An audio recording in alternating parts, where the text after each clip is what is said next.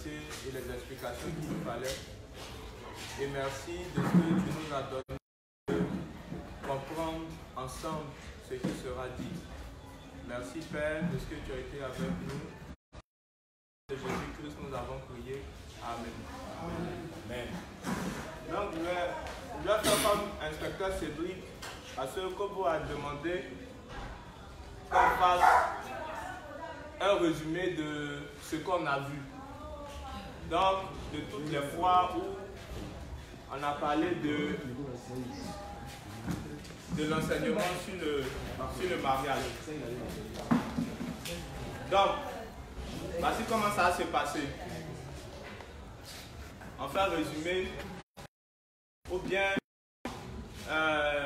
les juges vont poser des questions sur ce qu'ils n'ont pas compris dans le mariage, ce qu'ils voudraient qu'on explique. Et puis, s'il n'y a pas de questions résumées, on va se dire au revoir et attendre la venue de Pasteur. Maintenant, si la personne qui veut faire résumer, je vais interroger. Il y a mes deux dévancés qui sont là, inspecteur CNP, inspecteur Cédric. Ou bien je vais interroger les frères. Ils vont nous dire ce qu'ils ont retenu sur le mariage et puis les autres.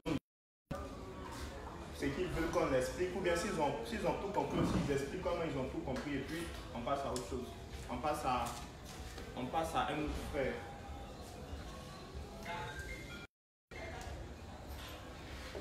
D'accord? Bon, fais mon travail.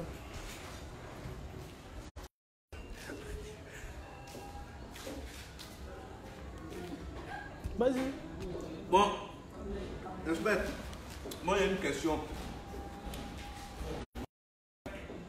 Après les résumés qu'on a fait, une question qui m'est venue à l'idée. Parce que le révérend dit que c'est un non-sens de chercher à prendre une femme pécheresse dans l'option de la transformer pour qu'elle devienne ta femme.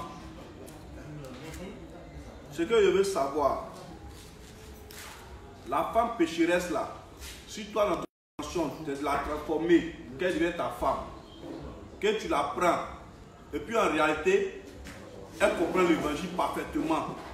Après plusieurs tests à l'église pendant un certain nombre d'années, et puis elle comprend l'évangile parfaitement. Est-ce que cette femme-là, si tu décides, est-ce que c'est hors principe ou bien comment ça se passe? D'accord. À peine tu as fini de poser ta question qu'on a pu brancher. Mais André, il est parlé trop vite. Non, on met caillou dessus. Maranatha, Maranatha. Jésus revient.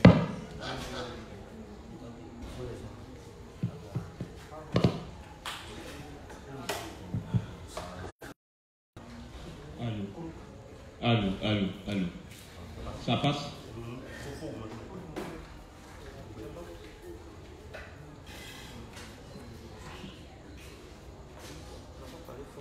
Allô.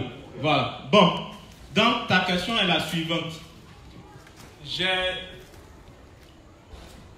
Le principe dit que c'est de vouloir prendre une femme ou un homme pécheur et d'avoir à l'idée de transformer cette personne. Maintenant, dans le cas que tu présentes, je connais le principe. Maintenant, volontairement, j'enfreins le principe, mais il se trouve que la personne est devenue juste.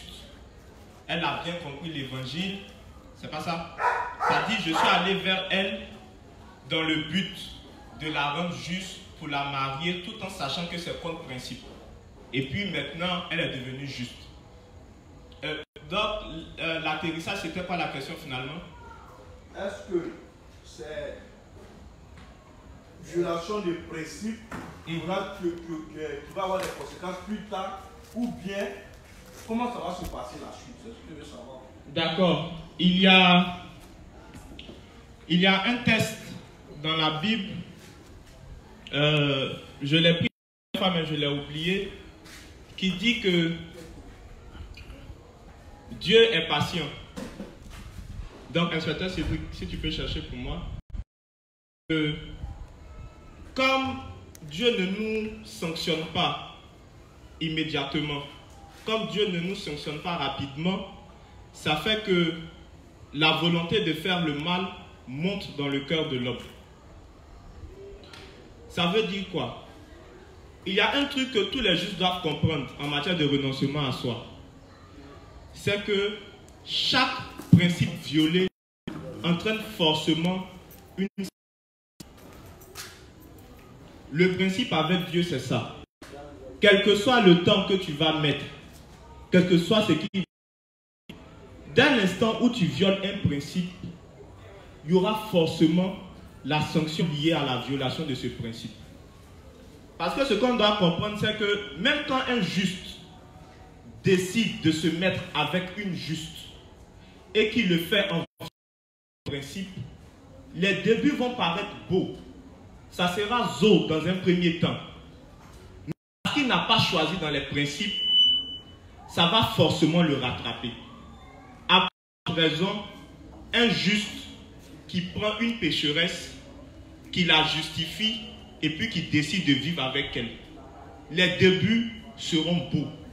Ça sera chic. Tu seras dans bon. Mais tu as violé un principe, forcément tu auras une sanction liée au fait que tu n'aies pas respecté ce principe-là. Ça sera parce qu'elle sera très mal charnelle, ou bien elle va comprendre le mariage d'un point de vue légaliste. En tout cas, à la longue, tu seras sanctionné. L'exemple que je prends, c'est quand Dieu dit à Adam et Ève qu'ils allaient mourir après avoir consommé il y a eu dès la consommation, cette mort spirituelle du fait qu'ils se soient éloignés de Dieu. Mais quand Dieu parlait de la mort, il n'excluait pas la mort physique. Cependant, quand ils ont mangé, ils ne sont pas morts sur place. Ils sont morts après. Ils ont vécu, ils ont eu des enfants. Je ne sais pas, Adam a vécu combien de temps? 900 ans. Et puis, il est mort. Donc, la sanction de Dieu, là, 900 ans après, ça l'a rattrapé. Donc, elle peut naître de nouveau, oui. Ça, on n'exclut pas ça. Elle peut naître de nouveau. Mais, parce que tu as osé faire un truc que Dieu n'a pas demandé, parce que tu t'es levé contre lui, il va te sanctionner. Donc, tu seras sanctionné dans les années à venir, d'une manière ou d'une autre. Et puis, toi-même, tu vas savoir au fond de toi que c'est parce que tu n'as pas respecté le principe. Voilà. On disait la dernière fois que nous, les justes, on a fait à la limite mentir le révérend. C'est que le révérend dit quoi? Tu vas prendre une pécheresse pour la justifier, c'est folie. Mais on voit que bon, on a pris les pécheresses, on les a justifiées. Donc, on ne sait pas si c'est le révérend qui ment ou bien si c'est nous. Comme on appelle, on ment ou bien on est plus fort que le révérend. Or, on parle d'un principe, c'est que tout ce que le révérend dit est inspiré de Dieu. Donc, comme le révérend ne ment pas, bon, ça va nous rattraper, quoi. Voilà.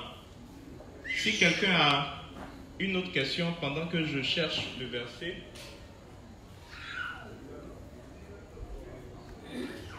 Ou bien je vais demander au juste de faire un résumé. Voilà, c'est Ecclésiaste 8, verset 11. On va prendre ça. Ecclésiaste 8, verset 11.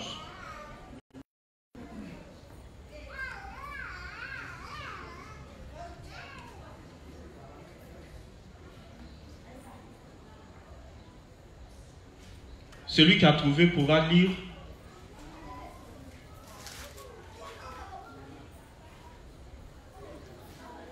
Ecclésiaste 8, verset 11. Oui, après ça, on va prendre Naoum 1 à partir du verset 2.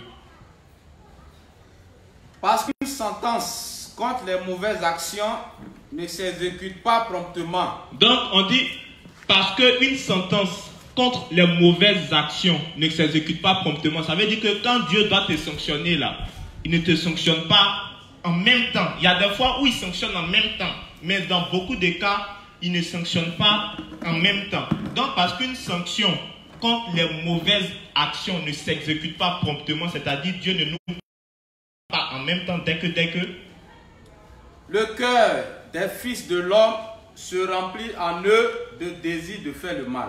Donc, il dit que comme Dieu ne nous frappe pas tout de suite, rapidement, chap, ça fait que notre cœur se remplit du désir de faire le mal. On sait que faire le mal, c'est ne pas agir selon les règles de Dieu. Donc, Dieu, il ne nous sanctionne pas tout de suite. Ça fait que notre cœur se remplit du désir de faire le mal. Parce qu'on se dit que, quand souvent on parle, et puis on dit que Dieu va nous sanctionner, nous les hommes, on s'attend à avoir la sanction en même temps. Donc, depuis tu fais, on se plaint du fait que tu ne respectes pas les principes. Et puis, bon, on dit que Dieu va te sanctionner. Bon, ça fait 1 an, 2 ans. Il ne me sanctionne pas. Donc, toi-même, tu te dis que, mais vous pensez que peut-être il n'y a pas sanction. Donc, celui qui a peut-être aussi, il voit ça, il voit que, mais il n'y a pas sanction. Donc, pour lui aussi, il fait qu'il n'y a pas sanction. Et ça fait que de méchanceté en méchanceté ou bien de mot en mot, la sanction de Dieu finira forcément par arriver. On prend maintenant Naoum 1, toujours dans l'Ancien Testament. Naoum 1 à partir du verset 2. Ce qu'on avait lu, c'était Ecclésiaste combien? 8, 11. Ok. Naoum 1, verset 2. L'Éternel est un Dieu jaloux, il se venge. Il dit l'Éternel est un Dieu jaloux, il se venge. Voici comment Naoum commence son livre.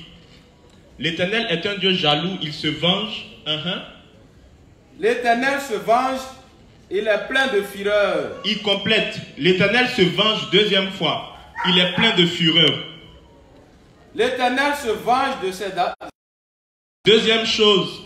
Et troisième encore, il dit l'Éternel se venge. Donc, en un rien de temps, Naoum répète 3 fois que l'Éternel se venge. Mais il se venge de qui? La Bible dit que l'Éternel se venge de ses adversaires. Mais c'est qui l'adversaire de l'Éternel?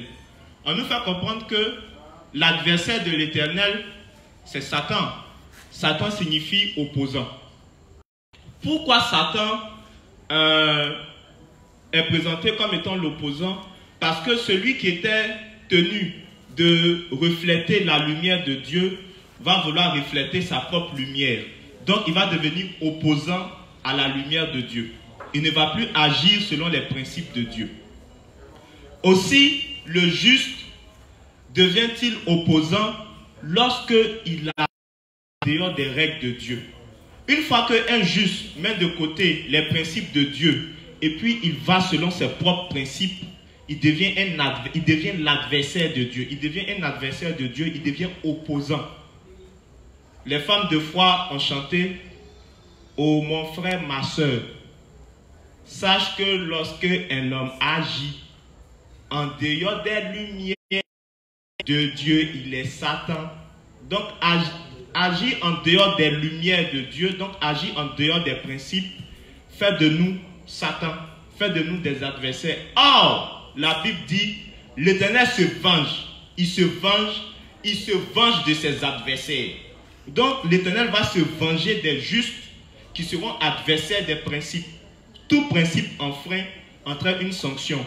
Dieu se venge. Mais il est très lent quand il se venge, attendant que les hommes arrivent à la repentance. Donc, Dieu se venge. Continue.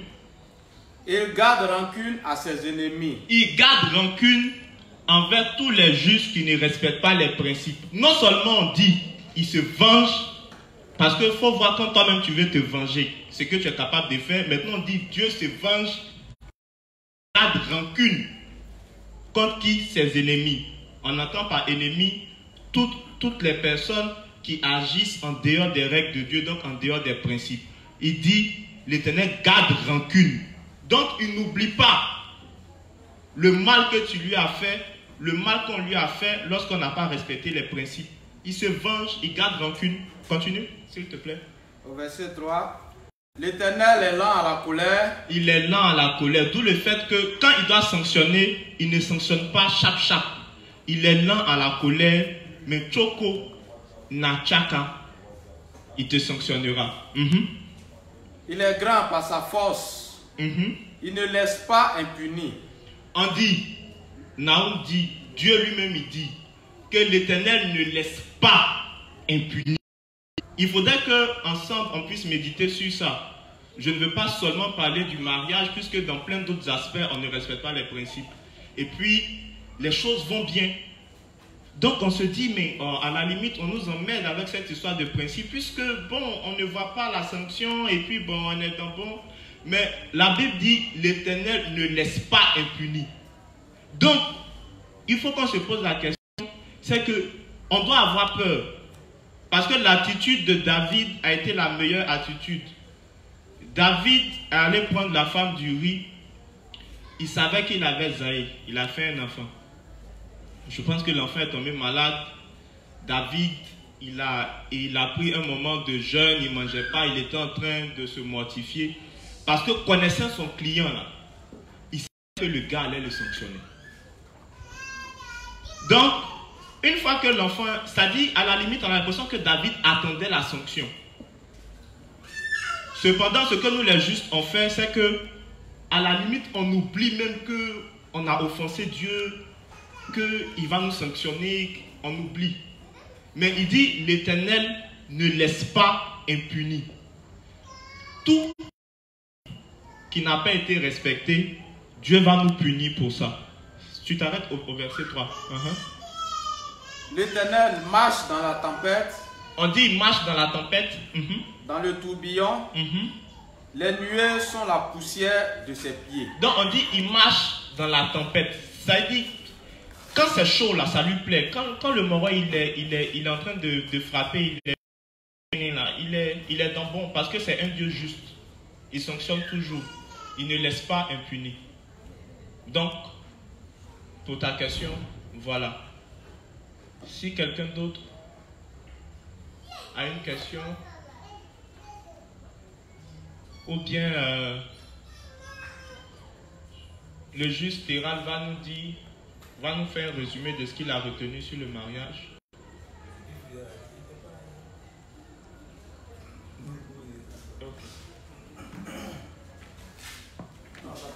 Ça peut pas, donc tu vas parler fort.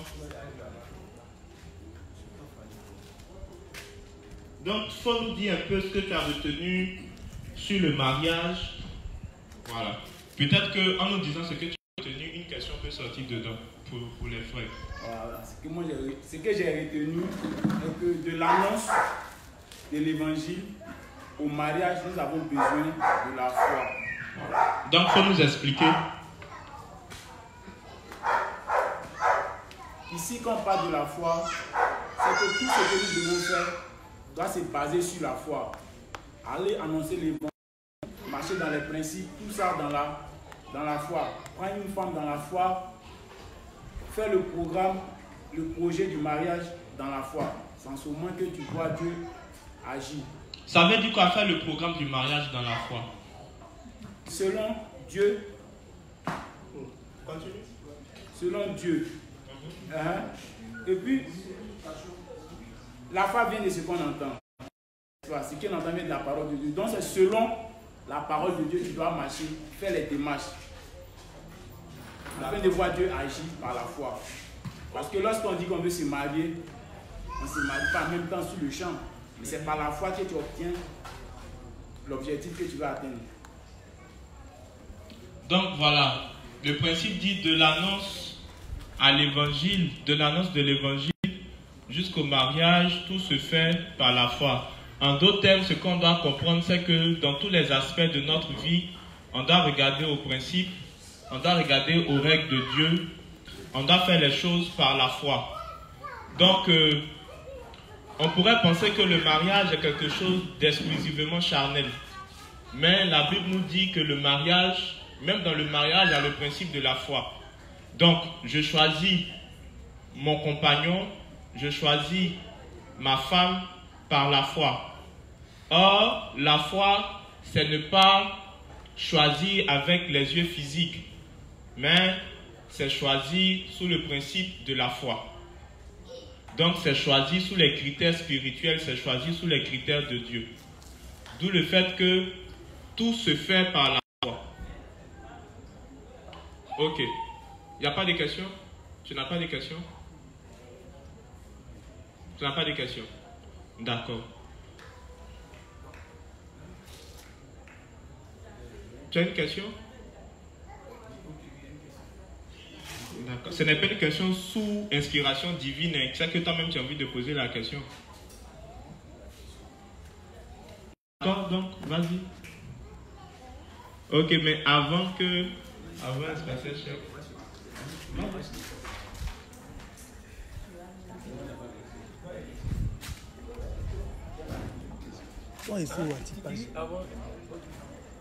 Oui, il y a l'inspecteur Koné Machek. Bon, au fait, moi, c'est par rapport à la polygamie. Est-ce qu'il est possible et juste de prendre 2, 3 ou 4 femmes comme nos pères de la foi le faisaient avant?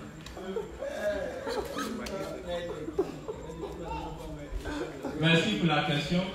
Et c'est une question que très souvent les justes posent.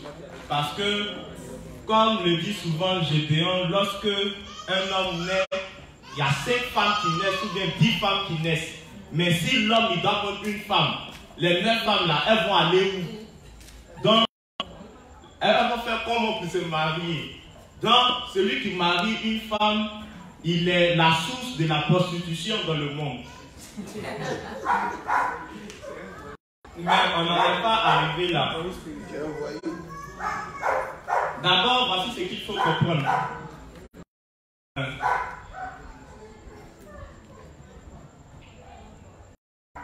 Paul nous dit que celui qui veut avoir un poste de responsabilité dans l'église doit être marié d'une seule femme. Ça, c'est le premier point. Évidemment, nulle part dans le commandement, vous ne verrez que un homme doit marier une femme. Ça, je n'ai pas encore vu ça dans les 613 articles de loi. Mais, Paul dit, celui qui doit avoir un poste de responsabilité dans l'église doit être marié d'une seule femme. Or, on sait tous que quand un juste et qu'il est dans son premier jour, on n'attend pas à ce qu'il reste dans le premier jour. On attend qu'il gravisse les échelons et qu'il arrive dans le 4e, le 5e jour, le 6e jour. En d'autres termes, qu'il ait un poste de responsabilité. Donc, le juste ne doit pas marier 2 ou 3 femmes. Pourquoi? Parce qu'il est appelé à avoir un poste de responsabilité. Ça, c'est le premier point. Le deuxième point, la Bible nous dit de respecter les lois de notre pays. En Côte d'Ivoire, la polygamie est une faute pénale. En d'autres termes, celui qui se marie à 2 femmes, si on l'attrape, on le met en prison. C'est pour ça que en Côte d'Ivoire, il n'y a pas le principe de mariage à 4. Quand tu dois te marier là, la porte doit être ouverte à tout le monde. On ne doit pas interdire à quelqu'un de rentrer dans la salle du mariage. Il faut que ton mariage là, tout le monde puisse avoir accès à la cérémonie pour pouvoir dire, le monsieur là, je le connais, il est marié à telle personne. C'est pour ça que le maire demande souvent s'il y a une personne qui a de s'opposer à ce mariage, qui lève la main ou bien qui se taise à jamais. Donc la deuxième chose, Paul dit de respecter les lois de notre pays. Il dit si on doit vous sanctionner ou bien si on doit vous frapper, si on doit vous calomnier, ça ne doit pas être pour quelque chose de malséant ou bien de malsain, mais ça doit être plutôt pour la cause de l'évangile. Or, ce ne serait pas juste qu'on mette un saint en prison parce qu'il a voulu marier 2 femmes. Maintenant, Dieu nous présente le principe aussi dans la Genèse. Il dit: l'homme quittera son père et sa mère et ne s'attachera pas à ses femmes, mais s'attachera à sa femme. C'est vrai, on l'explique d'un point de vue spirituel, mais la Bible, la parole de Dieu, est une épée à double tranchant. Elle a aussi bien un sens physique et un sens spirituel. Donc ce que Dieu va établir en premier lieu, c'est la monogamie. Le fait de marier une femme. Donc le juste n'est pas habilité à être polygame. De même que la femme ne doit pas marier 3 hommes ou bien 2 hommes. Non. Donc je reviens pour dire, il y a un point qui nous interdit de marier, d'être polygame. Premier point, celui qui se marie ne peut pas avoir poste dans l'église. Or nous tous, le projet est là, les directions là, c'est au moins 20 personnes ou bien trucs, etc. Et puis, on doit faire l'œuvre. Donc, comme tu as habilité à avoir des postes de responsabilité dans l'église, tu ne dois pas marier beaucoup de femmes. Ça, c'est le premier point. Deuxième point, tu dois respecter la loi de ton pays. On dit que si tu fais ça, on te met en prison. Et puis, tu as payé amende. Deuxième point. Au commencement, Dieu nous dit: l'homme quittera son père et sa mère et s'attachera à sa femme. Donc, le principe que Dieu a établi, c'est la monogamie. Donc, on n'est pas habilité à être polygame. De même que le juste n'est pas habilité, comme il ne peut pas se marier à plusieurs femmes, il se marie à une femme, mais il fait l'amour à d'autres femmes. Donc, le principe, c'est la fidélité. Le juste doit être fidèle. Donc, Padre Pio, je ne sais pas si je réponds à ta question, mais tu pourrais compléter? Non. D'accord. Décidément, la question de l'inspecteur Chèque a suscité des questions chez Clément. Reste pour. Non, il y a. Non, laisse Clément. Il y a. Clément, il veut me poser des questions pour moi. Bon, moi, ma question, elle est simple. C'est moi qui dois dire si ta question est simple. Mais moi, je vais dire elle est simple d'abord. Comme tu es là, tu vas répondre. Bon, voilà. On dit dans l'église là, c'est les responsables. Je voulais savoir, c'est ma question. Est-ce que c'est forcément les responsables qui doivent se marier ou bien les laïcs aussi peuvent se marier?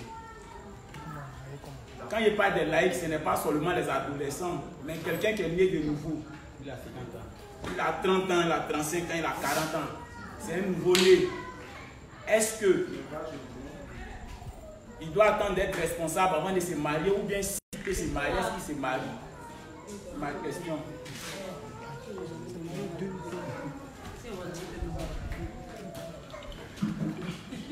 Ok.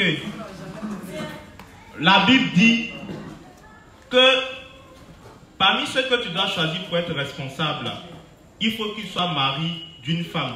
Cela veut dire qu'on n'attend pas forcément d'être responsable dans l'église pour se marier, puisque Paul demande, je ne sais plus si c'est à Timothée, de choisir parmi ceux qui sont mariés à une femme pour devenir responsable. Cela sous-entend que ceux qui étaient mariés n'étaient pas des responsables dans l'église.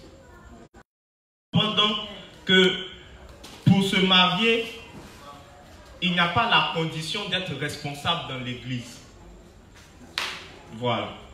Mais il serait préférable que celui qui veut se marier puisse connaître, savoir, comprendre pourquoi on se marie avant de se marier.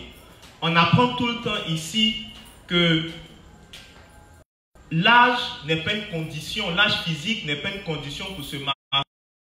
Ce n'est pas parce que j'ai 30 ans, j'ai 40 ans ou bien j'ai 50 ans que je vais dire je deviens vieux, il faut que je me marie. Ce n'est pas ce n'est pas une condition, c'est la société qui nous met ces choses-là dans la tête.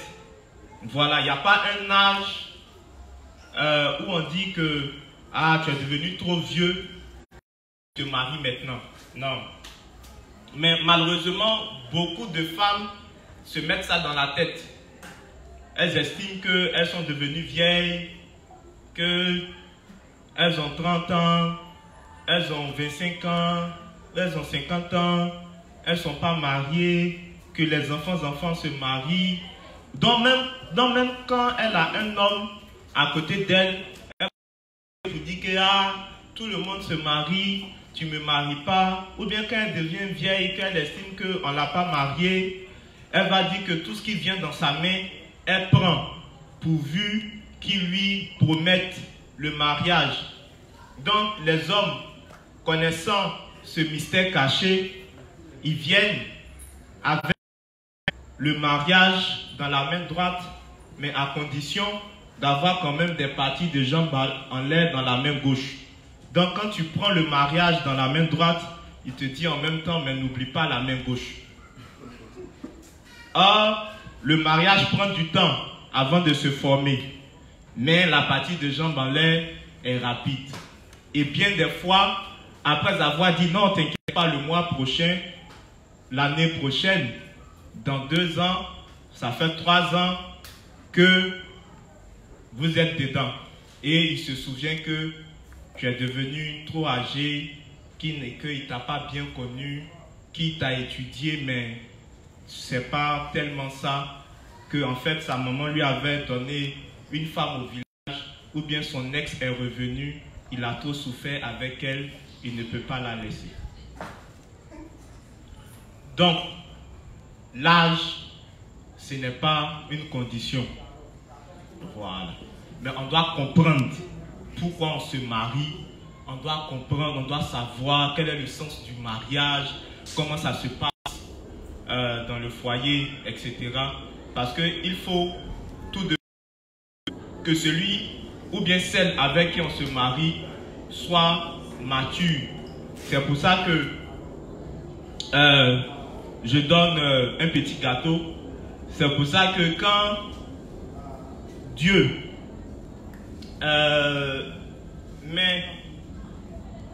forme Ève, donc quand il la présente à Adam, il ne va plus appeler Adam Adam, il va l'appeler Ish. Il va appeler la femme Isha. Ish, ça vient de Esh, en hébreu qui signifie briller. En d'autres termes, Adam a atteint la maturité. Adam est devenu mature. D'où le fait qu'on lui donne le nom de Ish. Mais comme Adam est devenu mature, il sait pourquoi il est dans le jardin, puisque c'est après avoir nommé les animaux qu'on va lui donner Ève. Donc il sait, il comprend pourquoi il est là, il comprend l'utilité de Ève. Ève comprend l'utilité, comprend elle-même son utilité et puis comprend ce qu'elle doit faire avec Adam. Elle aussi, elle a atteint la maturité, d'où le fait qu'elle s'appelle. Et quand on colle Ish et Isha, quand on colle les deux mots en hébreu, ça signifie témoin de Dieu pour l'éternité. Donc, c'est deux personnes qui ont atteint un certain niveau de maturité d'un point de vue spirituel, qui se marient parce qu'ils sont témoins, ils comprennent qu'ils sont témoins de Dieu pour l'éternité. D'où le fait de comprendre le sens du mariage. C'est cadeau, mon fils. Bédéniel l'époque Clément. Voilà, maintenant, Isha, c'est féminin de Ish. C'est pour dire quoi? Ce n'est pas que Ève, là, c'est la femme d'Adam. Je me permets de dire quelque chose. En fait, quand on dit qu'elle s'appelle Isha et que Adam s'appelle Ish, ça veut dire que Ève, là, c'est le féminin de Adam. En d'autres termes, je ne sais pas comment je vais dire ça, c'est que Ève, là, c'est Adam en femme. Pour dire qu'elle fait un avec les pensées, avec les projets, avec Adam. C'est-à-dire, c'est comme si on prend une femme qui correspond tellement à Mathurin que quand on la voit, On dit non, mais toi là, tu es comme ton mari, quoi. Tu es le jumeau de ton mari. Ils partagent tout ensemble. D'où le fait que les principes disent il y a la nécessité de se connaître. La nécessité de se connaître, ce n'est pas la nécessité de faire l'amour avant le mariage. La nécessité de se connaître, c'est de prendre la peine de savoir celle que tu vas marier là. Vous faites un, vous avez les mêmes, elle et toi. Voilà. Heureusement que ce que tu fais n'est pas filmé. Donc, Bédéniel, l'époque Clément,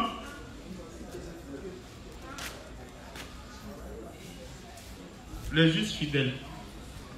L'époque Clément, tu n'as pas de questions. Ta question, tu as bien ta question au chat. Bon, inspecteur, moi, j'ai une préoccupation. En fait, si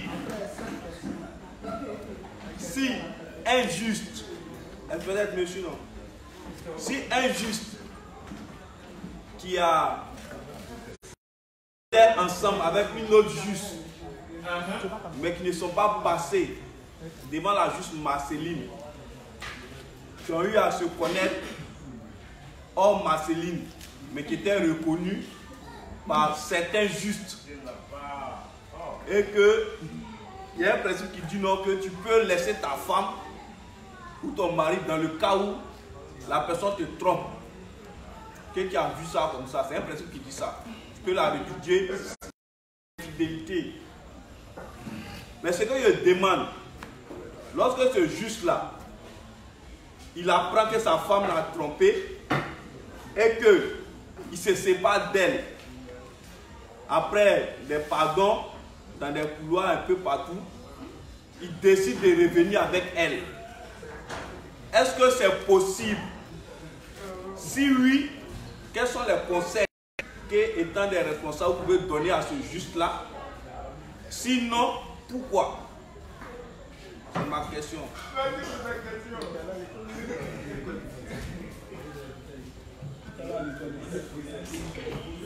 Vraiment, tu as posé une très belle question. Parce que l'infidélité est un problème qui mine les couples. L'infidélité est un problème qui gâte les couples, qui fatigue les couples. Puisque l'infidélité n'est pas seulement le fait de l'homme. Car force est de constater que de nos jours, il y a les femmes infidèles. Mais ça ne date même pas de maintenant. Parce que quand on lit Nombre, je pense 25, on parle du fait que lorsque tu as des soupçons sur ta femme, tu l'emmènes devant le sacrificateur. Le sacrificateur lui demande, toi là, ton mari dit tu le trompes. Tu le trompes ou bien tu ne le trompes pas? Si elle dit que non, elle ne le trompe pas, il prend le sable, il met ça dans l'eau, il tourne, il lui demande, faut de la... On redescend entre nous ici. Il te trompe, tu le trompes mais tu ne le trompes pas. Si elle dit qu'elle ne le trompe pas, et puis elle ment, et puis elle boit l'eau là, la Bible dit que sa peau sèche sur son corps et puis son ventre grossit. Donc elle ressemblera à une grenouille. C'est pour ça que les femmes d'avant, elles n'acceptaient même pas peut-être que quelqu'un les salue. Parce que si tu l'as salué, peut-être elle comme son... Il ne voit pas. Il ne faut pas un jour, il va la voir en train de saluer. Et puis à cause de toi-même, qu'elle s'opère toi là, elle va être dans le pain, elle va boire l'eau de la malédiction. Elle ne doit pas dire elle ne boit pas aussi, elle doit boire forcé. Maintenant, parlant de l'infidélité. C'est vrai, beaucoup de justes, surtout nous les hommes, on fait ce principe-là. Que lorsque ta femme te trompe, Jésus a dit, l'homme ne doit pas répudier sa femme, si ce n'est pour cause d'infidélité. Mais Jésus n'a pas dit ça seulement. Parce que l'adultère est une cause de quoi? D'infidélité, non? Ok. Mais Jésus aussi dit que celui qui regarde une femme pour la convoiter dans son cœur a déjà commis quoi? Donc, si l'adultère est une cause est une cause de rupture, c'est que quand toi, tu regardes une femme pour la convoiter dans ton cœur, c'est que tu as déjà commis quoi? L'adultère. Donc, c'est que toi aussi là, c'est que pour ce que tu as fait, vous devez quoi? C'est que vous devez rompre. Mais pourquoi quand c'est ça, on dit non, pour nous là, on n'a qu'à comprendre.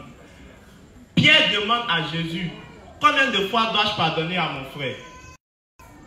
Jésus lui répond, 7 fois, 77 fois, 77 fois 7 fois, non? Un truc comme ça. Donc, on doit pardonner une infinité de fois. On ne saurait comprendre qu'un juste décide de se séparer de sa femme parce qu'elle le trompe. Nous, on va lui poser la question, est-ce que toi, tu ne la trompes pas? Attention, tu ne nous diras pas que c'est différent. Tu ne dois pas nous dire que c'est différent. Parce qu'il n'y a pas plusieurs façons de tromper. De la même manière que tu combattes une femme, de la même manière que tu regardes une femme pour la combattre dans ton cœur, que c'est l'adultère, bon, donc toi aussi tu as commis l'adultère une infinité de fois. Alors, quand Jésus même continue, il dit, il vous a été permis de répudier votre femme pour cause d'adultère, mais c'est à cause de la dureté de votre cœur que Moïse a permis ça. Si que personne ne sépare, c'est que Dieu a fait quoi? C'est que Dieu a uni. Parce que le juste, on ne comprend pas, c'est que quand on se marie là, le témoin c'est Dieu. C'est Dieu qui est témoin de notre mariage. Premièrement, tu as attrapé ta femme dans une position, dans un couloir où genre même tu vois que tu n'as jamais fait ça. Et puis elle est en train de faire ça pour te... Donc, quand tu vois ça, ton cœur, peut-être qu'il reste un peu, tu as mouru même. On dit, il faut lui pardonner. Parce que toi, à ton tour, quand on va taper, on va lui dire, il faut lui pardonner. C'est pour ça que très souvent, Kobo dit, il faut être petit dans la foi pour pouvoir laisser sa femme pour cause d'infidélité. C'est pour ça que Kobo dit qu'il faut être petit dans la foi pour pouvoir suivre ta femme pour dire est-ce qu'elle va me tromper, est-ce qu'elle ne va pas me tromper. Parce que quand tu sais que le témoin de ton union c'est Dieu et que Dieu veille sur ton couple, si elle veut, elle n'a qu'à te tromper. Dieu va permettre que ça sorte au grand jour. Forcer, Dieu va faire que on va l'attraper. D'où le fait qu'on demande en réalité de ne pas marier un homme qui vous aime ou bien un homme que vous aimez. Les femmes estiment que comme l'homme même, il ne va pas me tromper. Mais au risque de décevoir les femmes, comprenez quelque chose. Lorsque un homme trompe une femme, ça n'a rien à voir avec l'amour qu'il éprouve pour elle. C'est-à-dire ton mari peut t'aimer comme la pyramide d'Égypte. Et puis il te trompe. Et puis ça n'a rien à voir. En fait, ça n'a rien à voir avec son amour. C'est-à-dire il t'a trompé, mais il t'aime beaucoup, mais il te trompe pas. Donc ça n'a rien à voir avec... Donc si une femme estime que comme mon mari m'aime, il ne va pas me tromper, elle se met le doigt dans l'œil. C'est-à-dire il va te tromper, tu ne vas pas savoir, mais il t'aime maladivement, mais il te trompe. Ça n'a rien à voir. C'est-à-dire si tu lui demandes, mais tu m'aimes et puis tu me trompes, il va te dire, mais non, mais je t'aime, ça c'est... Tu ne vas pas comparer ça à ce que j'ai fait là. La femme, il sera prêt à pleurer pendant 1 mois, sincèrement. Parce que tu as trompé, mais il le répondra. Ça, c'est un truc. Pour ne pas qu'un homme, si les femmes veulent avoir l'assurance d'un mari fidèle, un mari ne vous trompera pas, non pas parce qu'il vous aime, mais il ne vous trompera pas parce qu'il a la crainte de Dieu. C'est-à-dire, un homme ne trompe pas sa femme, non pas parce qu'il l'aime. Parce que pour nous, tromper, ça n'a rien, être infidèle, ça n'a rien à voir avec l'amour. Ça, c'est deux choses différentes, c'est deux droites parallèles. Mais un homme ne trompe pas sa femme parce qu'il a la crainte de Dieu. Pourquoi? Parce qu'il sait que Dieu va le sanctionner. Donc, parce qu'il craint la sanction de Dieu, alors il s'arrange. D'où le fait qu'on demande aux femmes de choisir quelqu'un qui calcule dans la volonté de Dieu. Sinon, si tu choisis juste un homme qui t'aime, tu vas vivre une des infidélités chroniques et il arrêtera de te tromper lorsqu'il sera atteint de la prostatite et lorsqu'il ne se lèvera plus. Mais s'il y a une jeune fille qui a des reins de Makossa avec des baillards puissants, la résurrection viendra. Sait-on jamais. Donc, c'est évident que normalement, c'est pour ça qu'on dit on doit marier des justes, on doit marier des femmes et des justes mariés. C'est pas parce que ta femme t'a trompé que tu as dit je ne t'aime plus ou bien que non, comme tu m'as trompé, je te laisse. Ça, c'est puéril, c'est tout enfantin. Voilà, celui qui fait ça, c'est que vraiment, il n'aurait pas dû se marier, c'est vraiment un enfant, il n'a rien compris sur le mariage, rien compris dans sa vie. Donc, si elle lui demande pardon, il a donc raison d'aller. Mais il a commis une erreur même d'ailleurs, il ne devait pas la laisser. Il a été un enfant. Il doit aller apprendre même. Si elle revient, gloire à Dieu, qu'il accepte, gloire à Dieu. Mais il doit prier. Il doit prier pour que Dieu puisse permettre que sa femme ait la crainte de Dieu et puis qu'elle soit fidèle. Mais attention, comme elle est revenue, ça ne va pas être l'occasion pour lui de dire tu es parti à la boutique, à ta durée, tu sois le boutiquier. Eh bien, donne ton portable ici. Bon, tu sais que Dieu veille sur ta relation. Tu n'as pas venu dire donne ton téléphone ici. Ça, c'est qu'il il t'a envoyé un message. Il t'envoie trop de messages lui là. Ça, il ne faut plus t'envoyer un message. Qui t'appelait et puis tu as répondu allô doucement. Pourquoi tu as répondu allô doucement? Tu me trompes. Ça, c'est... Bon.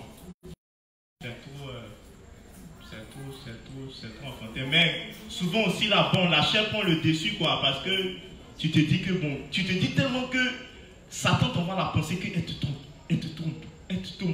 Notamment tu poses des pièges même pour vouloir l'attraper. Bon, quand tu finis de l'attraper, toi seul tu as mal. Et puis devant les gens, tu as voulu nier pour dire que non, c'est moi, non. Bon, or dans le secret, ça te fait mal, tu es prêt à pardonner. Comme un de mes vieux morons me disait, par là que tu sais que tu vas te réconcilier après là. C'est pas la peine de faire. Voilà, je pense que Evra a compris une vie, comme ça c'est clair. Je ne sais pas si j'ai répondu à ta question. Voilà, pour dire qu'il faut prier, les mesures que tu dois prendre là, c'est... Ou bien, parce que tu dis, quelles sont les mesures que tu dois prendre? Oui, il demande les conseils. Les conseils, c'est de prier. Donc, tu dois accepter. Mais normalement, mais tu n'aurais pas dû la laisser. Maintenant, si tu as accepté, moi je pars du principe que tu as accepté et puis je te demande d'accepter, bon, tu as fini. Elle t'a trompé, elle est partie et bon. Bon, elle est là, on va, c'est là, elle a trompé son gars l'a laissé. Il faut voir l'image. Or, chaque jour, nous les hommes, on sait que tu la trompes aussi. Donc, il faut te dire que toi, à ton tour, là, peut-être ton beau-père ne va pas savoir que tu la trompes, mais Dieu sait. Oh, Dieu se venge de ses ennemis. Elle a dit, s'il vous plaît. Ajoutez-y donc. Et si elle le trompe avec un membre de sa communauté?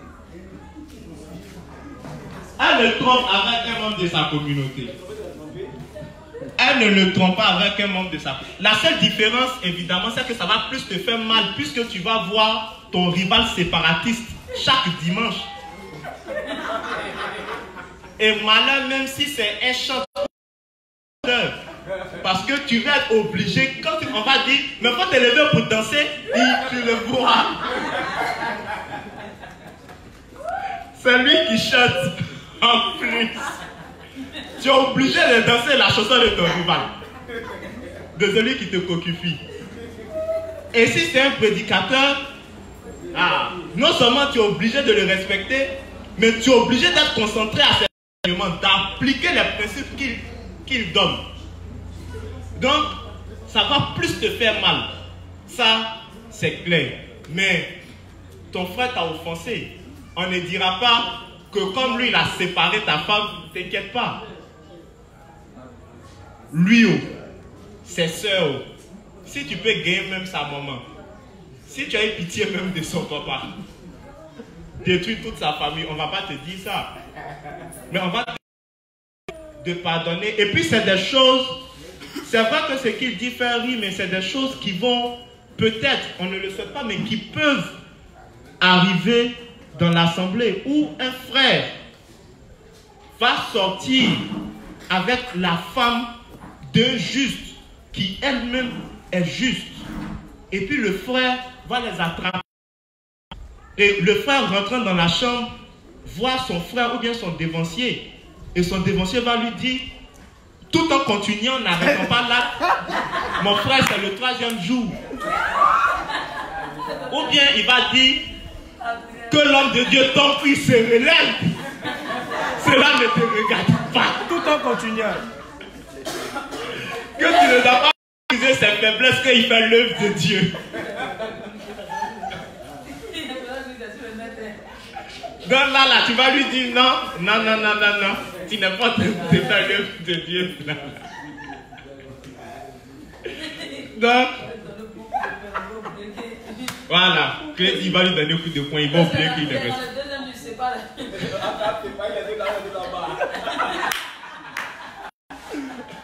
Donc, c'est là aussi le juste va dire, je suis petit dans la foi, excuse ce que je vais te faire dans la chambre. Au 3e jour. Voilà, lui aussi va dire c'est son 3e jour. En d'autres termes, on doit se pardonner mutuellement. Donc, c'est vrai que ce n'est pas facile, mais on apprécie mieux la valeur du pardon lorsque ce qu'on nous a fait est grand. Voilà. On ne fait rien de spécial lorsque on pardonne quelque chose qui est facile à pardonner.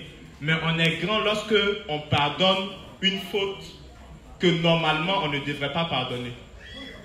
C'est ça aussi l'amour du Seigneur. Chaque jour on le blesse, mais il est toujours là. Or, si nous devons manifester l'amour de Dieu, si on nous a fait du mal, on doit toujours pardonner, prier. Et puis, le conseil que je donne, c'est que, mesdames, si votre mari vous trompe, ou messieurs, si votre femme vous trompe, donnez-lui plus d'amour.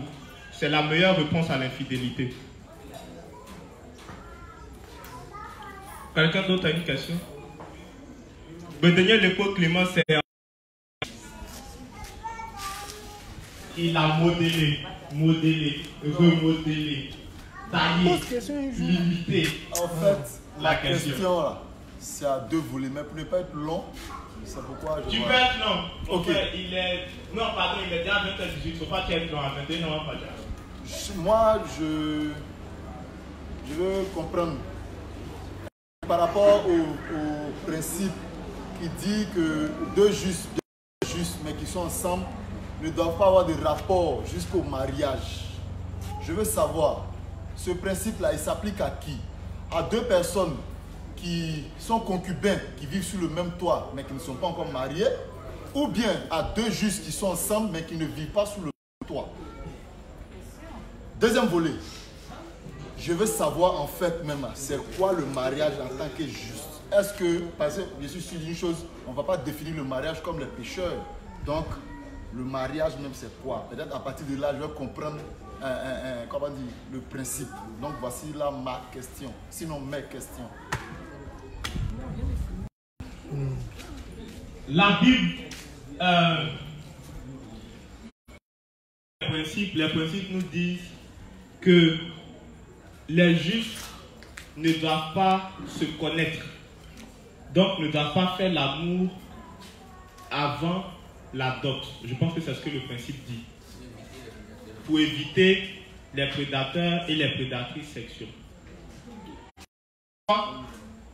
pour ceux qui vivent déjà en concubinage, on leur demande d'écrire leur projet de mariage. Ce qui sous-entend que deux justes concubins, donc que des concubins sont exemptés de ce principe, donc de cette abstention, ou bien de ce... le mot pour dire qu'on ne fait pas l'amour là.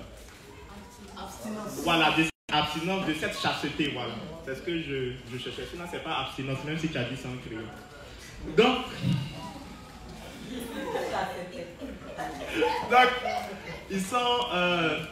ils s'abstiennent. Non, mais tu as forcément une question après rubrique.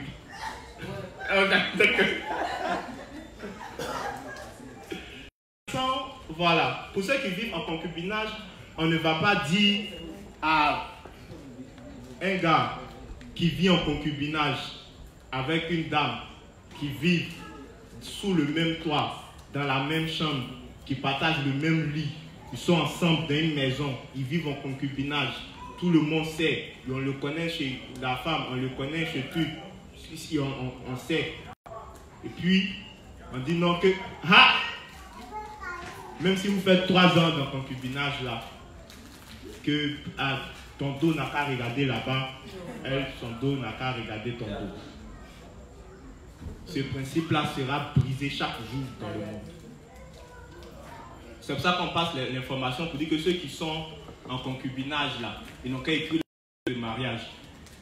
Voilà. Parce que aussi, généralement, on se sent bien en concubinage. Voilà. Puisque bon, ce que les mariés doivent faire là, bon, on fait déjà. Bon. Donc, c'est la femme qui a une pression pour dire qu'il faut me marier, il faut me marier. Bon, tiens, ma soeur, il y a longtemps, on fait le mouvement. Bon, on se marie là. Ils peuvent se toucher. Maintenant, ceux qui ne vivent pas en concubinage, le mouvement de ces magots, de ces mon gars, elle vient chez toi un ton. Ça, ce n'est pas du concubinage. C'est des goégas. C'est ta petite amie. Eux, ils demandaient à eux comme aux adolescents de ne point avoir de relations sexuelles. Voilà, de ne point avoir de relations sexuelles. Parce que on sait que Dieu a pris nos péchés. Donc, comprenez que les femmes ou bien les hommes, la fille peut venir te toucher et puis Dieu a pris ses péchés. Elle va te laisser ou bien elle va dire que je m'en vais bosser les principes. Quand je vais bien comprendre, je vais revenir pour qu'on se marie. Ou bien le garçon va dire, ah, j'ai fini de te toucher, mais je me rends compte que je n'ai pas appris les principes. On n'a qu'à marquer une pause, le temps d'apprendre les principes, et puis après on va se remettre ensemble. S'il est parti, il est parti. Et peu importe les personnes que tu se disent, si tu me laisses là, j'ai allé voir Kobo, j'ai allé voir les inspecteurs. Bon, le problème c'est que même si Kobo te chasse de l'église, il ne t'a pas chassé de la foi. Donc, Kobo ne dit pas que je t'arrache le salut parce que tu as laissé une dame. Son salut est toujours là. Donc, certes, la personne va souffrir, mais vous allez vous retrouver au paradis. Heureusement qu'au paradis, tu ne vas pas te rappeler de ce que tu as fait. La deuxième chose, c'est quoi le mariage? La Bible ne nous donne pas une définition précise du mariage. On ne va pas voir dans la Bible nous dit le mariage, c'est ceci. Simplement, ce que Moïse va dire, c'est que lorsque un homme déshonore une jeune fille, donc une fille vierge, il doit absolument la marier. Donc, le mariage là, c'est, je ne sais pas comment je vais présenter ça, mais c'est pas forcément aller à la mairie, bien que le juge doit respecter cette exigence de la loi de notre pays. Le mariage, en réalité, c'est l'union, au risque de dire ce que tout le monde sait, c'est l'union d'un homme et d'une femme. Donc les familles se mettent ensemble, etc., etc. Donc on va célébrer l'union. En réalité, c'est ça, c'est ce qu'on va appeler le mariage, le fait de célébrer cette union-là. Quand deux personnes, on n'a pas célébré leur union, bon, on n'a pas célébré leur mariage, bon, ils ne sont pas mariés. On dit qu'ils vivent en concubinage. Mais pour Dieu, une fois qu'un homme a fait l'amour à une femme, il doit la marier. Il ne doit pas dire s'est trompé. Donc pour Dieu, une fois qu'un homme il a touché une femme, on verra ça dans à chaque fois que Dieu parle du mariage dans la loi, que quand tu touches une femme, tu dois payer sa dot. Je ne sais pas si je me fais. Voilà. Donc on parle de mariage lorsque en réalité on va célébrer, mais tant qu'il n'y a pas de célébration, vous vivez en concubinage, mais vous êtes ensemble. Voilà. Nous on vous considère déjà comme étant mariés, quoi, mais on doit célébrer. Pour Dieu, c'est toi qui es là. Maintenant vous devez célébrer votre union. Je ne sais pas si je me fais comprendre. Donc le principe s'applique à deux justes, mais par exemple tu ne vis pas sous le même toit. Voilà. Au juste, le principe s'applique aux justes qui ne vivent pas en concubinage ou qui ne sont pas mariés. Ceux qui font crac-crac là. Oui, ils vont souffrir. On a tous les souffrances liées au fait de faire crac-crac sans être marié. Bon, vous avez tous, pas honte. Je ne me reconnais pas dans ça.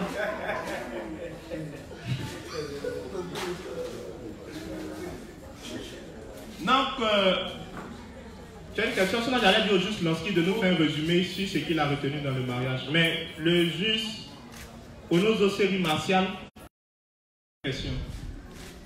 Je suis en train de réviser en même temps ce que ça veut dire.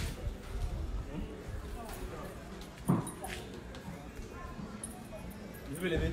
Laisse-moi. Faut t'asseoir. Quand on te filme, ils vont mettre en haut. Faut t'asseoir. Faut t'asseoir. Faut t'asseoir, te filmer. Tu vois quoi? Non, mais tu peux pas là.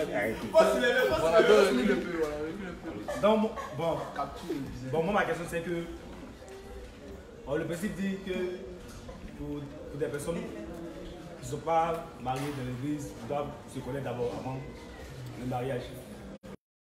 C'est que, parce que, on dit, dans le mariage, quand vous êtes marié, la personne, vous devez avoir les mêmes trucs, les mêmes, bon, comme vous expliquez, os de maison, c'est-à-dire les mêmes trucs, genre par exemple, moi, j'ai fait 7 coups, voilà, et la go,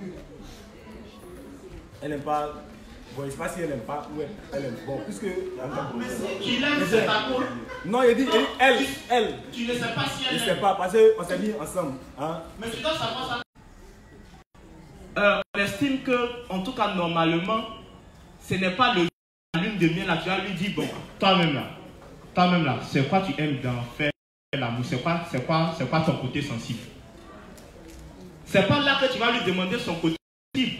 Puisque là, c'est la lune de miel. C'est pas miel. On va faire le miel ou bien que les abeilles vont... Là, on consomme le miel. Donc là, déjà, non, c'est pas là maintenant tu vas venir dire, si elle a beaucoup d'exigences, imagine que vous êtes rentré dans la chambre pour la lune de miel, le père est en train de te réciter les exigences. Vous trouvez, tu vas venir à l'église le visage serré parce que tu n'as pas connu ta femme.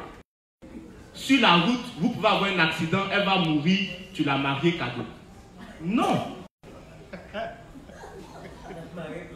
Tu l'as mariée pour la mairie. La nécessité de se connaître, demander au nozo. Le juge doit demander, bébé, moi là, sexuellement là, moi je suis un gars de 7 coups. Est-ce que toi là, tu peux faire 7 coups? Elle aussi, là, elle peut dire, vraiment bébé, 7 coups là, c'est fort, hein, mais tu fais 7 coups en combien de temps? Tu peux lui dire, que je commence à 10 heures, et puis peut-être d'ici 20 heures, j'ai fait mes 7 coups. Que du genre, on passe la journée, c'est-à-dire c'est quand on passe la journée ensemble là, que je peux faire 7 coups. Elle va dire, ah, ok, il y a feuille. Ou bien, tu peux être un moment de 7 coups enchaînés. C'est-à-dire, toi, les 7 coups là, tu as commencé à 22 h, à minuit même déjà là, tu as déjà fini les 7 coups. C'est toi, genre, tu es un destructeur même. Destructorum.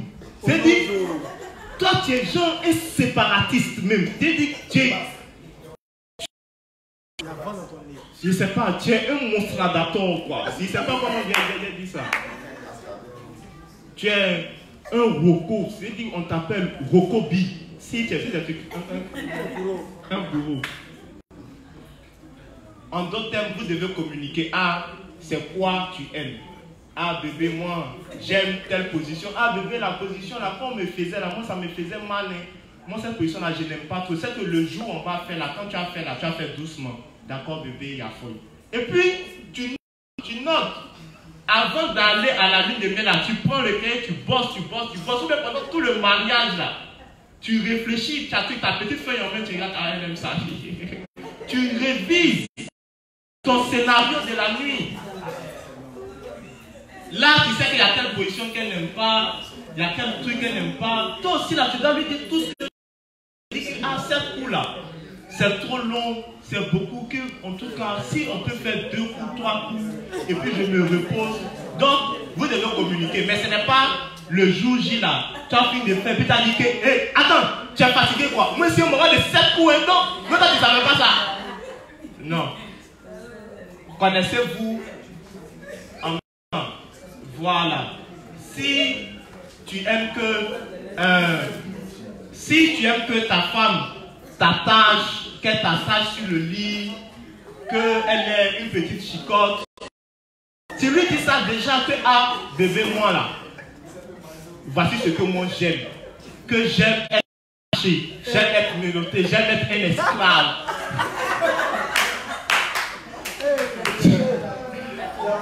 Vous devez vous dire ça déjà. Mais ce n'est pas le jour J là.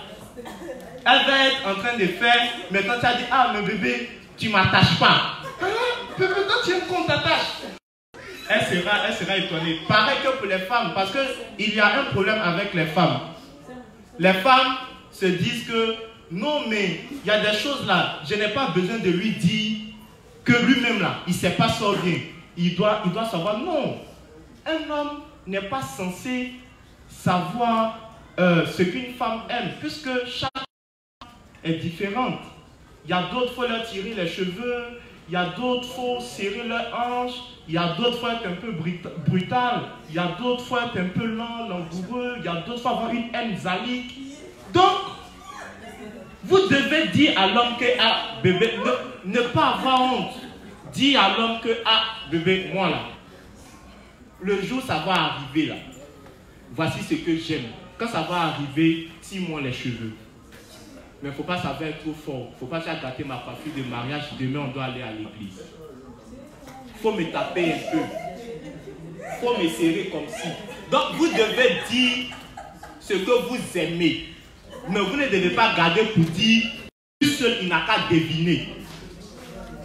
Voilà. Donc, Manu, tu dis quoi? Donc, Manu dit la question, mais elle n'aime pas ça. Bon, il n'y a pas la filmer alors. Bon, d'accord, Manu pose la question sans qu'on ne te filme. Mais on sait que c'est là juste Manu qui pose la question. Bon, c'est ce que vous êtes à dire. J'ai dit parce que bon, si tu dois te... Non, non. Si tu dois étudier quelqu'un, si vous devez vous étudier. Parce que là, c'est que l'inspecteur gouvernemental dit, c'est la personne qui a peut-être moi j'aime ça, parce que la personne elle est vierge. Et puis tu l'as croisée dans les voies, vous avez étudié, elle a connu ça, elle va t'expliquer ça comment elle aime. Justement, si elle est vierge, imagine que c'est une page blanche. Cette page blanche là, tu dois marquer ton écriture. En d'autres termes, c'est genre comme un bois que tu dois sculpter à ta convenance et à ta mesure. C'est-à-dire, c'est toi maintenant là, tu vas lui donner ton éducation sexuelle. Parce que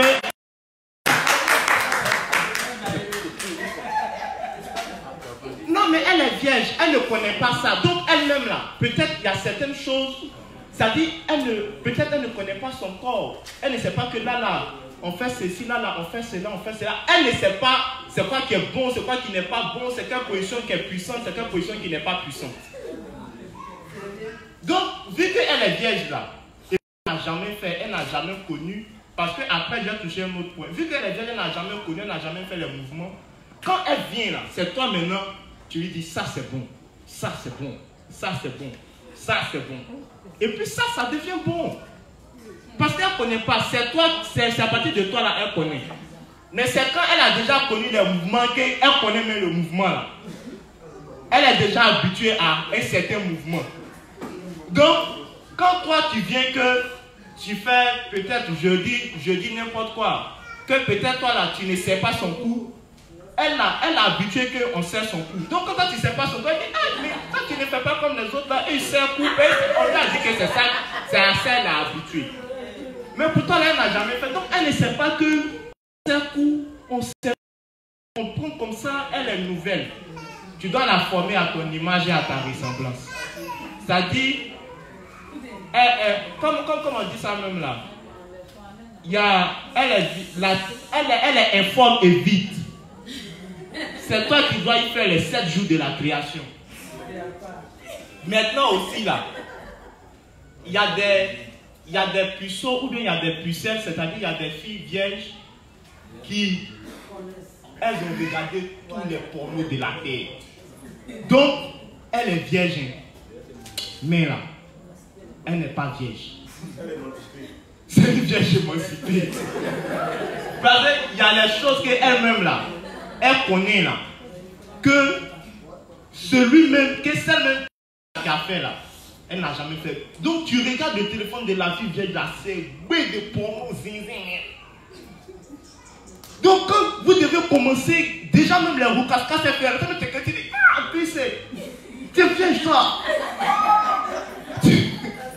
Tu crois pas. Voilà, donc elle comme ça là, elle peut te dire que ah, moi j'ai regardé dans film X que voici comment on fait, voici ce que moi j'aime, voici ce que moi je n'aime pas. C'est pour ça que le révérend dit que les juifs doivent s'abstenir de regarder les films érotiques parce que ça modifie, parce que ça joue, ça influence leur manière de faire l'amour. Si vous allez parler de Deboukei à Moïse, il ne va pas comprendre. Il ne sait pas ce qu'on appelle Deboukei. Lui, il sait que... comment elle s'appelait sa femme là? Non. Sephora, non? Lui, il sait que Sephora se couche. Et puis, bon, il se met devant elle et puis il truc. Voilà. Mais, heureusement, on a regardé les films érotiques. Dans un film érotique, là, bon, on a vu Baya, on a vu String, on a vu Jean, elle doit bouger comme ça. On a vu qu'elle doit faire ceci, on a vu que le garçon doit transpirer, il doit être musclé, abdos, il doit taper. Donc ça fait que ça nous influence. Sinon, bon, si tu n'as pas un film là, tout ce que tu sais là, tu sais qu'on se couche et puis on fait et puis c'est fini. La pastoresse Fatou a une question.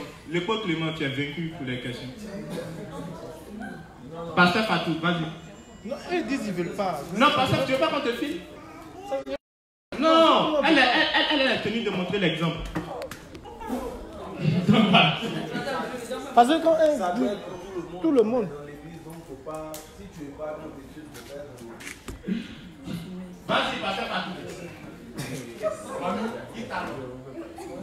Ok, moi ma question est un peu dans le genre de questions de... Comment on appelle ça? Tu as posé des questions comme Onozo? Non, pas comme Onozo. Onozo, c'est un voyou. Quand on va faire les enseignements précédents, il a parlé de l'étape de fiançailles. L'étape de fiançailles, c'est que comment on appelle ça? Les différents partenaires puissent se connaître avant le mariage. Bon, supposons que l'un des partenaires, prenons le cas de l'homme, il souffre d'une impuissance sexuelle. Qui décide de garder pour lui, au lieu de révéler, à la demoiselle en question. Non, c'est pas lui.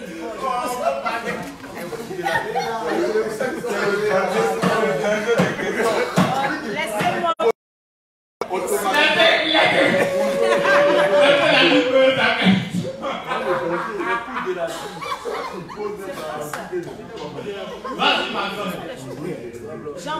J'en parle parce que ce sont des choses auxquelles voilà, des fois peuvent être confrontées. Voilà.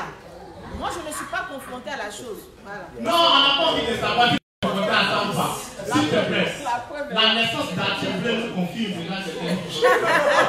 Donc, j'en parle pour ceux qui ne sont pas encore mariés. Voilà. Pardon, faut laisser mon micro. Oui, vas-y. Il y a une question. Mais je suis la question est s'il vous plaît. Donc, ce que je reformule la question. D'accord. Vas-y, je suis en train de dire quoi? L'étape des fiançailles. L'étape des fiançailles, c'est l'étape normalement qui a été demandée au couple, qui a été mise en place pour que les couples puissent se connaître avant le mariage.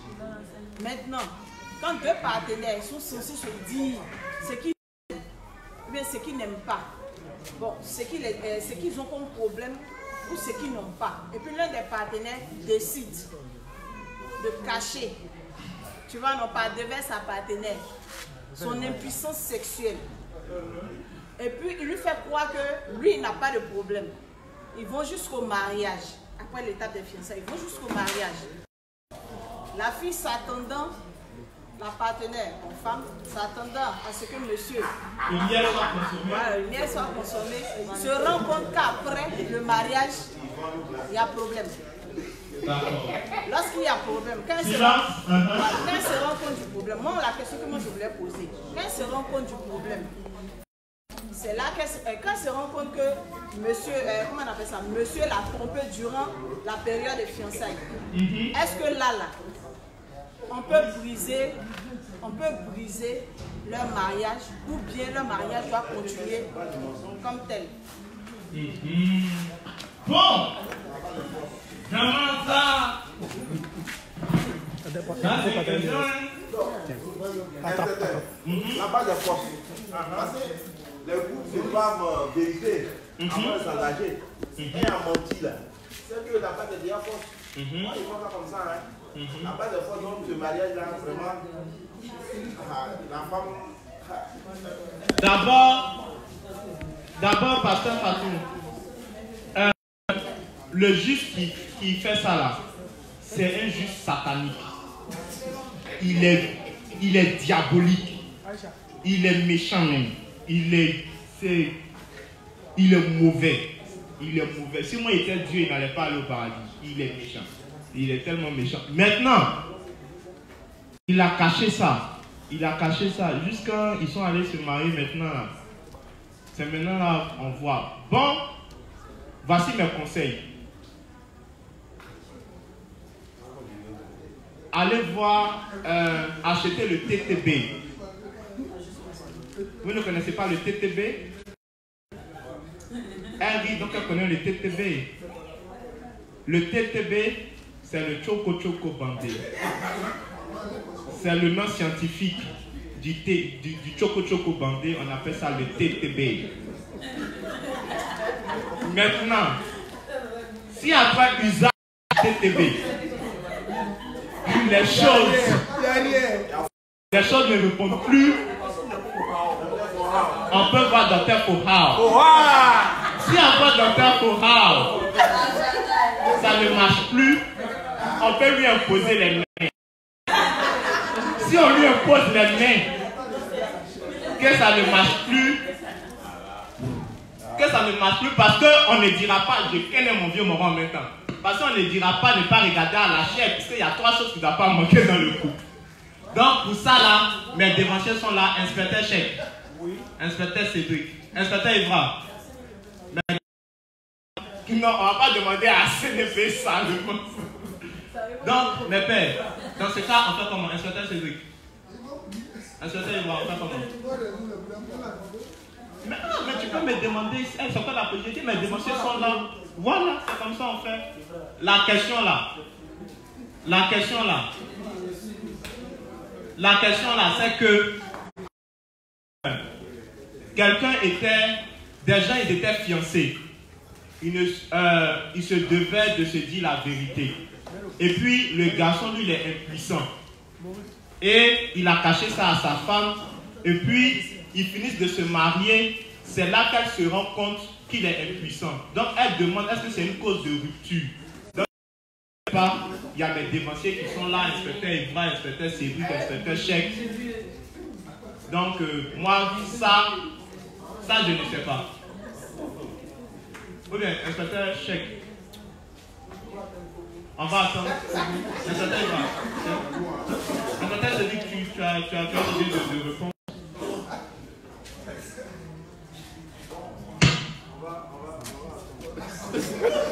Donc, on va attendre Pasta. On va attendre. Mais, Pasta, vas-y. Parce que la question, il y a beaucoup de choses qui vont en ligne de compte. Pour qu'on puisse s'en. D'abord, tiens, je viens. Le premier truc là qu'on va rechercher à savoir, quand on a fait l'enseignement ici, il ne faudrait pas qu'on se blague. Il y a les principes qui reviennent. On dit que dans le mariage, là, il y a 3 choses qui ne doivent pas manquer. On dit, il y a les vêtements, il y a le droit conjugal, et puis il y a la nourriture. Donc c'est sur ces 3 bases-là qu'une femme peut se sentir satisfaite dans son foyer. Mais maintenant, là, on dit, on a la phase de fiançailles. Donc c'est cette partie qu'on appelle fiançailles. Le couple doit apprendre à se connaître. On doit tout se dire en ce moment. Donc si le conjoint, donc l'homme a menti, la femme, c'est une femme. Ce qui est normal, quand elle s'est mariée, là, elle ne s'est pas mariée à un ami. Parce qu'on est juste, on a le côté spirituel, mais il y a aussi le côté charnel. Là. Il y a des conditions que le mari se voit de régler. Si, avant qu'ils ne se mettent ensemble, il avait soumis à la femme et qu'elle avait accepté, là c'est un autre problème. Mais dans ce cas, si la femme décide de se retirer, elle a raison. Pourquoi? Parce que le mari, il n'a pas été sincère dans la relation. Ça veut dire que c'est quelqu'un qui n'est pas honnête. Voilà, il n'est pas bon, c'est pas gentil. Donc, si la femme décide de se retirer, il n'y a pas de problème. Mais, comme avec Dieu, rien n'est impossible, si elle l'aime réellement et que l'amour est basé non sur l'aspect charnel, mais plutôt sur la foi, elle peut maintenir ça et puis prier un peu. Mais ça va dépendre. Parce que chaque homme ou chaque personne n'a pas la même manière de se contenir. Il y a d'autres qui peuvent se contenir 3 ans, 4 ans, mais il y a d'autres là, 2 jours, 3 jours. S'il ne fait pas, il y a problème. Donc là, c'est un problème, mais par la foi, on peut arriver à faire l'impossible. Donc bon, il y a plusieurs trucs, même Pasta peut mieux nous orienter. Mais moi, je pense que s'ils n'ont pas été corrects au départ, si la femme voit qu'elle décide de se retirer, on ne va pas mal parler de la femme parce que c'est le monsieur qui était... Voilà, ils vont comprendre la femme. Parce qu'elle, c'est un besoin qui est naturel. Elle n'est pas venue, elle ne vit pas avec son frère, elle vit avec son mari. Donc, si les 3 choses rentrent en ligne de compte, s'il y a une chose qui manque, on dit la femme, elle ne va pas être contente comme elle peut se libérer de l'engagement parce que le gars n'a pas été correct. Je complète pour dire que la Bible ne dit-elle pas que notre Dieu est le Dieu de la résurrection. Donc, la foi tout est possible à celui qui croit. Donc, on essaye le TTB. Après le TTB, si on a tapé poteau Dr Fouhao, après Fouhao, on lui impose les mains. Pardon? Voilà, on peut faire passe-partout aussi. Bon, si ça ne marche pas, on va comprendre. Le dernier de Co Clément a une question. Il a 20h51 minutes. Je vais aller dans le même sens que mais moi, cette fois-ci, dans mon cas, là, c'est un pur hasard, hein, ça concerne le cheval. Mais tu n'as pas besoin de dire que c'est un pur hasard parce que attention quand tu dis que c'est un pur hasard. Bon, ok. Non, comme dans les films, là, on dit, ah, si cette histoire-là, c'est un hasard. Là. Si vous finissez de vous marier, dans ce cas-là, ce n'est pas une question d'impuissance. Hein. Au contraire, mais le gars, il est surpuissant. Mais il se trouve qu'un soir, sa femme découvre ses antirétroviraux. Donc, il est sidéen. Mais ça peut être aussi dans le cas de la femme. Le gars découvre aussi ses antirétroviraux. Et puis, ils sont à 1 an, 2 ans de mariage. Bon. Ah. On fait quoi? D'accord, ok. Ce qu'on va demander, c'est toujours dans la même veine, dans la mesure où le mari ou la femme n'a pas été correcte, n'a pas été sincère, n'a pas été honnête avec son conjoint. Voilà. Maintenant, je dis, on pourrait s'amuser à dire, est-ce que c'est après le mariage qu'elle est devenue séropositive ou bien c'est avant le mariage? Maintenant, si c'est avant le mariage qu'elle est devenue, toi, c'est ton histoire là, c'est avant le mariage. Voilà. Donc, comme c'est ton histoire et que dans ton histoire, c'est avant le mariage, le conjoint n'a pas été honnête. Voilà. Maintenant, le truc, c'est qu'on pourrait comprendre. Dans mon cas, c'est la femme. C'est la femme, d'accord. Donc, on pourra comprendre que le mari est engagé. Mais on a vu même des couples pécheurs accepter le statut stérologique de l'autre. Et puis, maintenant, là, il y a les moyens pour que la femme ait un enfant sans que l'enfant ne soit contaminé. Et au risque de me tromper, il y a les moyens pour ne pas que l'homme aussi soit contaminé par le virus. Ils ont eu déjà 2 enfants. Ils ont eu 2 enfants. Les enfants là sans truc séropositif. Non, c'est pas la double, c'est ce soir. C'est le soir là, madame.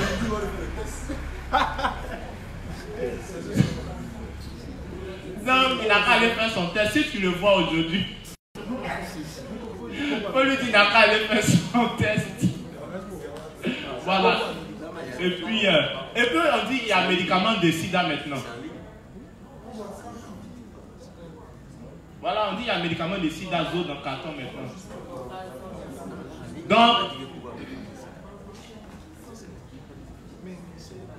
Donc voilà. Je pense qu'on a un médicament, on voit sur les affiches là, que le médicament de sida 100% naturel, que ça détruit les CD4, donc voilà. Mais de la même manière, pour venir à la réponse de l'inspecteur Cédric, si le mari veut se retirer, on comprendrait. La question c'est que est-ce qu'il possède un truc qui n'est pas possible? Maintenant, s'il possède quelque chose, je ne disconviens pas. Il y a la réponse. Il y a la réponse. Il y a la réponse. Maintenant, pour te répondre, vu que tu poses une question et que la question est de savoir si le monsieur possède, je veux dire, qu'est-ce qu'il veut dire par posséder? Je vais passer.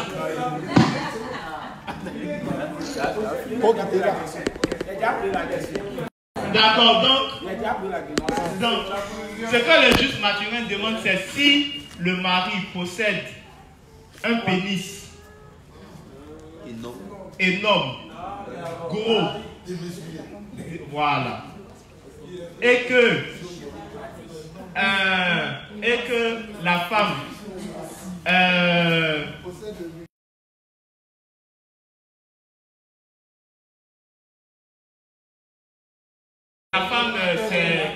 ce n'est pas la même taille, comment ça se fait? Eh bien, c'est simple. C'est très simple. Mais pour ça, je vais être obligé de dire des choses que vous m'obligez à dire. Voilà. C'est simple. Je pense qu'il y a des techniques. Il y a des techniques de pénétration. Non! Ah, c'est à moi qu'on a posé la question, non? C'est moi l'expert, ça sous-entend. Voilà. Parce que on voit. Mais oui, mais on est en train de parler sur le mariage. La fois que j'ai assisté sur le mariage, parce que c'est des problèmes qu'on va rencontrer. On doit prendre des. Il y a non seulement des techniques de pénétration, certes, mais il y a aussi, si je ne me trompe pas, comment on appelle ça, le fait que la femme possède en elle-même un lubrifiant naturel. On est convaincu de quelque chose, c'est qu'une femme accouche. Je ne pense pas qu'un homme ait un sexe qui ait la taille de la tête d'un bébé.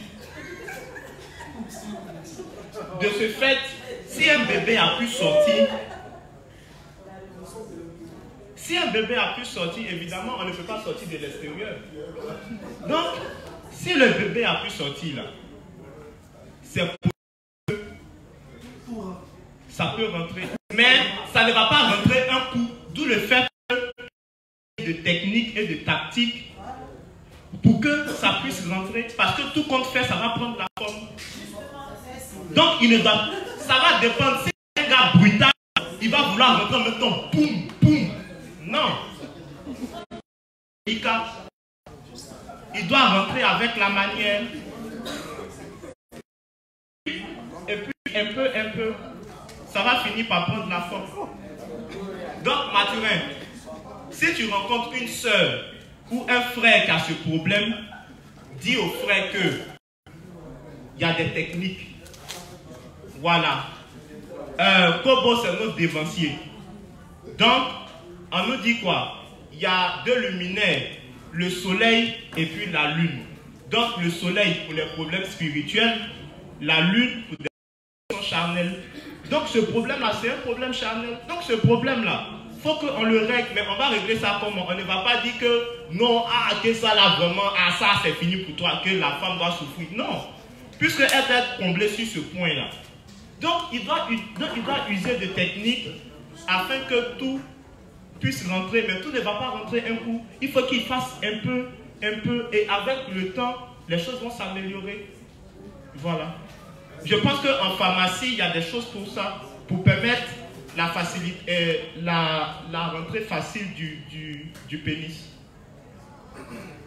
Maintenant, si c'est une femme aussi qui est peut-être heureusement géante à l'homme, il y a des médicaments que Kobo vend qui rétrécissent la partie génitale de la femme pour permettre à l'homme d'être comblé.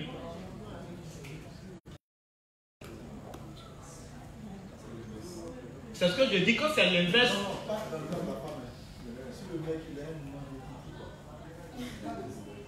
Quand c'est rikiki, et puis pour la femme, c'est truc, il y a des trucs pour que ça redevienne tout petit à la taille rikiki-kesque de l'homme. Maintenant, je pense qu'il est 21h, s'il n'y a plus de questions. Christian, tu avais levé la main, s'il n'y a pas de questions, on va se laisser.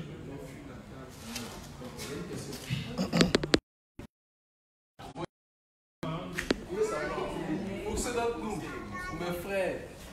Non, t'as déjà dit pour ceux d'entre vous. Voilà. Voilà. Mes frères qui sont en phase de correction. Je veux savoir, s'il arrive qu'ils ont l'argent aujourd'hui que les femmes là, est-ce qu'ils doivent aller voir la responsable Marceline ou bien ils le font sans elle? Pour tout ce qui concerne le mariage, on est tenu de voir la respo masculine. C'est d'ailleurs une erreur qu'on fait de sauter la respo masculine pour venir voir les inspecteurs. Parce que nous, en tant qu'inspecteurs, là, on doit veiller au fait que chacun puisse, que les directions puissent fonctionner. En d'autres termes, c'est quand ça les dépasse que normalement on doit venir vers nous. Donc, pour le mariage, si quelqu'un veut faire sa dot, il y a deux personnes, la respo Marceline et puis le respo Maurice qui est chargé des fêtes. Voilà, donc c'est les deux qui, avec le couple, vont organiser la célébration de la dot et ou du mariage. Ça va? D'accord. Donc, sur ce, merci pour les questions et j'espère que mes réponses ont été précises. Comprenez qu'on est en train de parler du mariage, donc la parole, comme l'a dit Kobo, la parole est libérée. Voilà, donc mon frère Bonaventure, la parole est libérée. Donc, sur ce, on va dire merci à Dieu pour ce moment et lui confier le reste du temps et qu'il nous donne de revenir demain. Merci Seigneur pour ce moment que nous avons partagé. Merci pour ces mots, ces versets, ces explications qui ont été données. Merci de ce que tu nous donnes de comprendre.